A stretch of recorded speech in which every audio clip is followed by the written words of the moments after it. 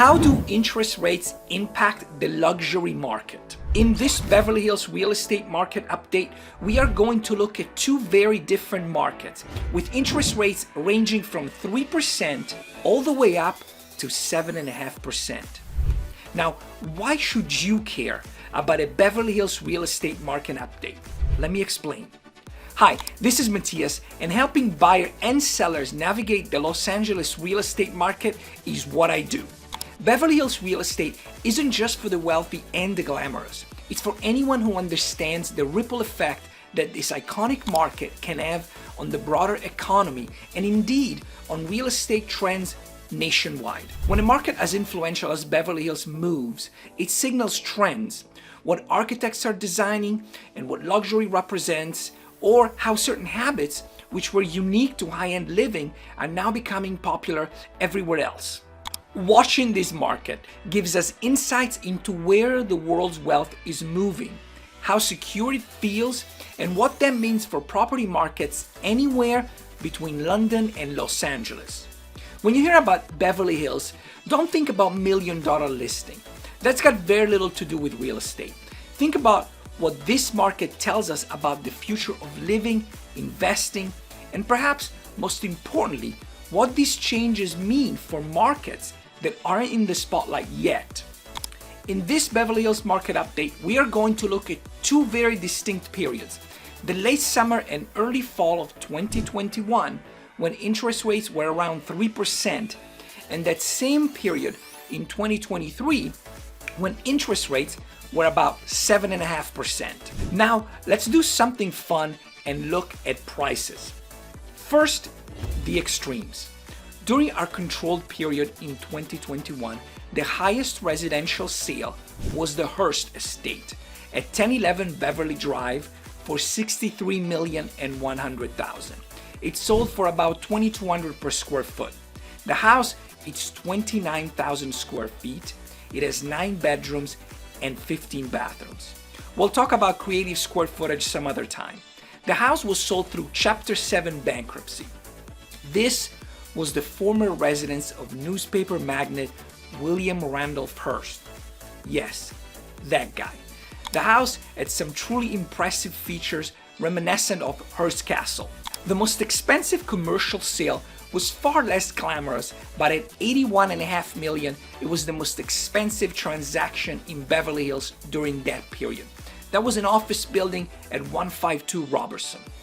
Now, let's talk leases. What was the top rental property? The most expensive rental was $130,000 per month at 1041 Laura Way. However, this was a furnished lease that was available for short-term rentals as well, so it's a bit misleading. The highest standard rental was for $106,500 at 9570 Sunset.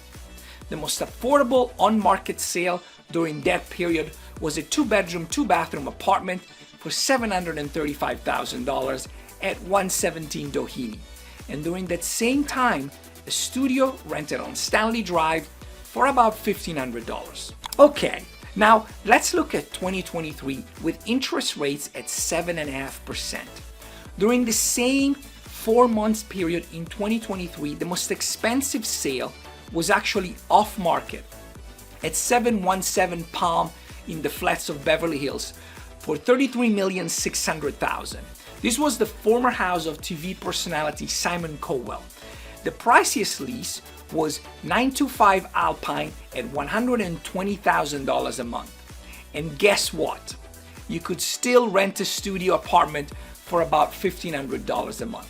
Now, the extremes don't tell us much about the overall market trends, but you know what? They are fun to look at, so there you have it. Now, let's start digging. This is where the amateur economist in me really shines. In 2021, the median price was just under $4 million. That's both condos and single-family homes. In 2023, it was just under $3 million. Does that mean the prices got cheaper? Does it mean you could get a 25% discount when buying a home in Beverly Hills in 2023? No, it doesn't. That's why statistics are so deceiving. total sales volume between the periods we are observing in 2023 compared to 2021 went down by a staggering 67.69%. This means that so few people were selling in 2023 that even in a market with interest rates hovering around 7.5%, prices held steady. Compared to the listed price, sold prices actually went up by 1.66% in 2023.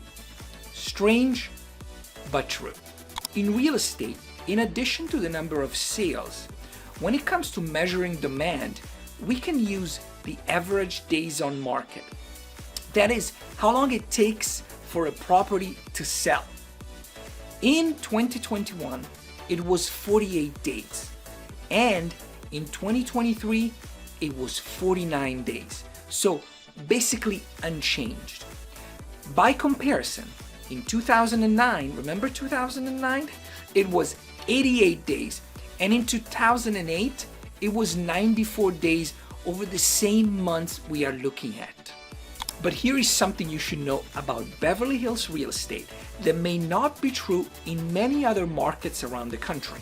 After 120 plus days that a property has been up for sale, it still sells for about 95% of the list price. Of course, this doesn't account for price reductions, but it is very telling. And it tells us one very important thing about the market. In both of these markets, sellers were setting the tone. So why aren't people selling? The obvious answer is that if you locked in your mortgage rate at 3%, why move somewhere else and pay 7.5%? But there's more than that. What if I'm also collecting a 7.5% interest rate on the money that I lend out? Or what if someone is paying me 7.5% money just to keep my money parked in the bank? As you can see, there are a lot of factors that play an important role in a luxury market. Even when you can negotiate favorable terms with your banker, and even if you wish to buy with cash, a slowdown in the market is inevitable. But when it comes to residential real estate, necessity trumps everything else.